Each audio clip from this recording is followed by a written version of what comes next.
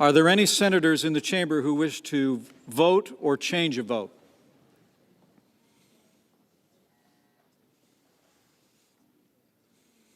If not, on this vote, the ayes are 50, the nays are 48.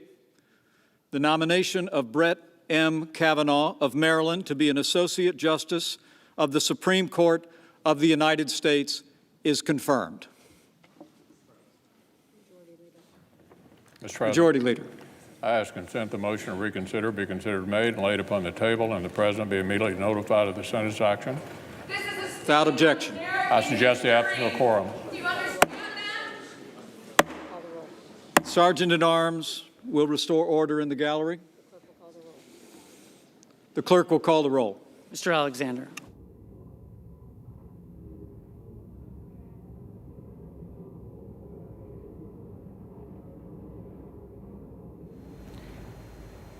So there you see 50-48. Brett Kavanaugh has been confirmed to be an Associate Justice on the United States Supreme Court after just about the most, actually, it was the most bruising battle ever to get to that point.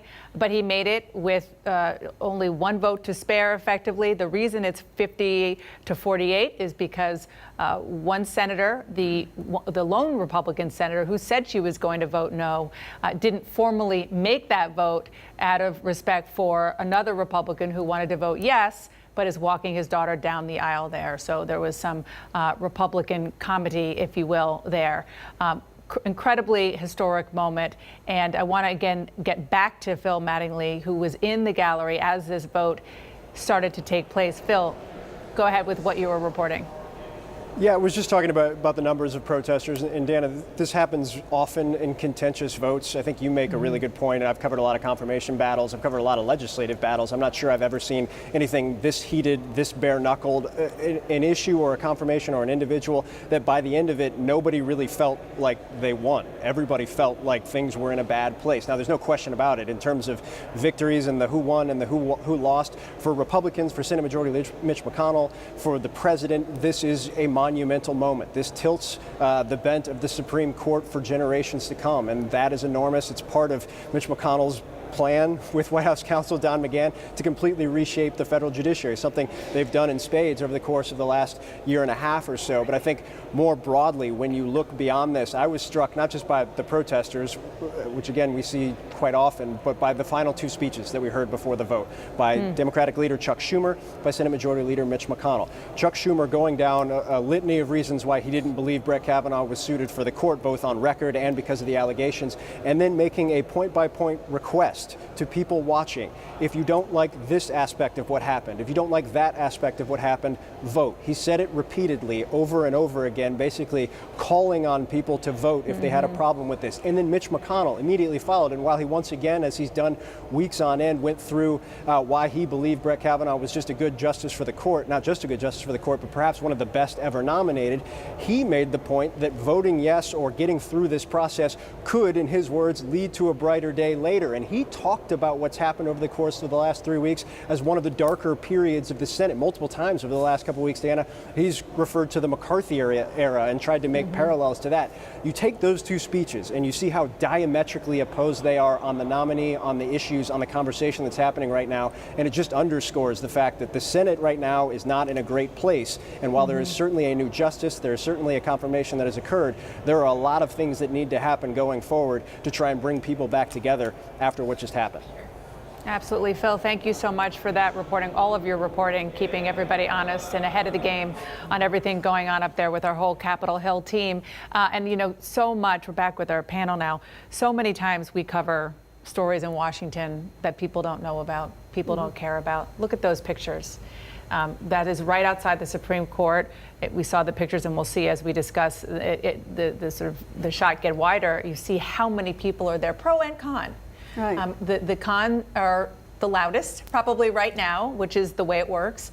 But there are passions, intense passions about this. There were before the allegations against Brett Kavanaugh because of the import, because of what his presence on the court will mean for so many issues that affect every single American across the board in their everyday lives. And this has moved now beyond the Senate chamber and beyond what's going outside the Supreme Court and the Capitol to the country as the country wrestles with this in terms of the midterm elections coming up. And I will tell you that what I heard from Chuck Schumer was vote, vote, vote. I just got an email in my inbox from Kamala Harris, elect more Democratic women. It's been a tough day. Our mailboxes are filling up with this now. If you start to see our phones smoke, that's why. That's what it is. Just totally. And there's no pretense about it. This is going to motivate both sides, already has. And the president, I am sure tonight, we will hear this from the president, who will say what they want to do is impeach this justice and impeach me. And he will use this as a rallying cry going forward. Don't let them do it. And the Democrats will say, you know, this court is going to change for generations. It's not a matter of when, of whether, but how fast it's going to happen. And you can try and stop it. And I want you both, I want you to talk about what's next. Well, he's been confirmed. How quickly will he actually be sworn in? Hey, there's precedent for Sam Alito was confirmed on a January 31st, 2006. That evening, he was sworn in. That's probably going to happen today. The Supreme Court has been a little bit cagey about wanting to put anything out a little prematurely. Because the court is in session.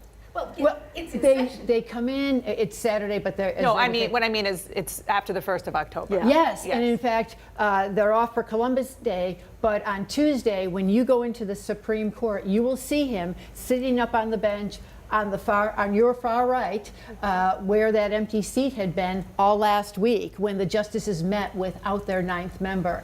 And he will be moving into his chambers, and that is it for life. But Dana, what's so interesting is, I mean, right now this court has taken this hard right turn. When he had his first nominee, he replaced Justice Scalia with somebody who was like-minded, younger but like-minded. This is the seat of Justice Anthony Kennedy. That means LGBT rights, abortion, affirmative action, Second Amendment. A source told me yesterday that Kavanaugh was optimistic. He had already started reading the briefs because he's going to be on the bench Tuesday. We don't have any blockbuster cases right now, but percolating below are some big issues. DACA, ACA, sanctuary cities, those are going to make their way up to this court, which is now solidly conservative. And Julie, this has been a fight for over a generation in conservative circles to do exactly what we're seeing now. Of course, you know, starting with the lower federal courts, but this is the cherry on top, to get not just the Supreme Court seat, but the swing seat. Make it no longer swing. There isn't a swing seat anymore.